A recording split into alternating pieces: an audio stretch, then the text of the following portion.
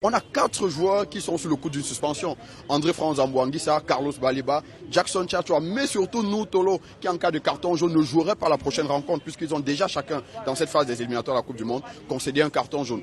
On a un seul arrière latéral gauche, qui est Noutolo dans cette sélection. Si face à Eswatini, il prend un carton jaune contre la Libye, qui a un match un peu plus important, on n'aura pas d'arrière latéral gauche. Pourtant, nous savons que nous avons des arrières latéraux gauche qui évoluent plutôt bien, notamment Darlin Yongwa, qui évolue du côté du FC Lorient et qui se porte plutôt bien. Il a disputé tous les matchs avec son club. Lorient est leader de la Ligue 2 aujourd'hui. Donc on ne saurait nous dire qu'on n'appelle pas un joueur qui est leader de la Ligue 2 pour appeler Younoussa Biliti qui est dans le tréfonds de la Ligue 2.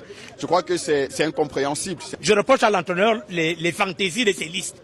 Ce n'est pas la première liste où on trouve des fantaisies.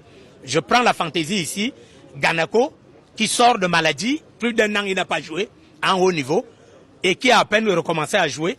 Vous faites comment pour l'appeler à l'équipe nationale? Vous faites comment pour appeler Epassi ou appeler Omosola au détriment d'Ondoa?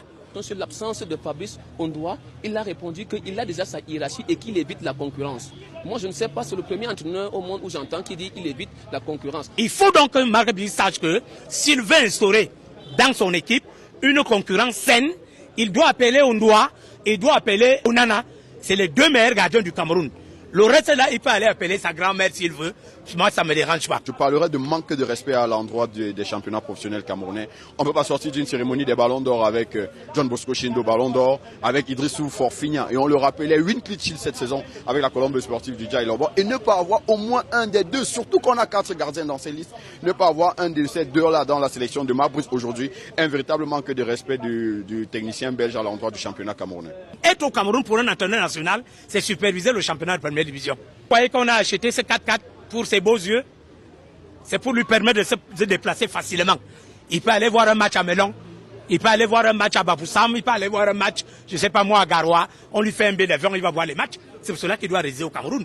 Qu'on nous explique quels sont ces assistants locaux qui ont dit à l'entraîneur qu'il n'y a aucun joueur, que ce soit au plan local, que ce soit sur tout le continent africain, qui n'est pas susceptible de faire au moins une sélection avec les Lions indomptables du Cameroun. Donc un entraîneur ne peut pas être aussi fantaisiste dans ses choix et on le laisse faire parce qu'il n'est pas comptable des résultats des Lions. Les adversaires ne sont pas des fautes de guerre et quand on regarde un tout petit peu les joueurs sélectionnés, il y a quand même de la qualité. Et mis à part Georges-Kevin Koudou, qui sur les derniers matchs a été un pilier essentiel de l'équipe nationale du Cameroun qui n'a pas été là. On aura quand même de la qualité avec Brian Bemo. On peut avoir de la qualité avec Franck Magui qui a retrouvé de la crinière du côté de Toulouse. Milieu de terrain, Carlos Baleba est de retour au niveau. Donc je pense qu'on pourrait avoir de bons résultats tout de même. Je crois que l'entraîneur s'est suffisamment expliqué là-dessus. Il a pris ce qui nous semblait bon, même si on peut se poser la question qu'il y a bien d'autres qui méritaient d'être pas dans cette équipe nationale-là.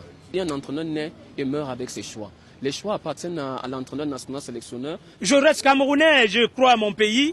Je sais que mon pays a des qualités.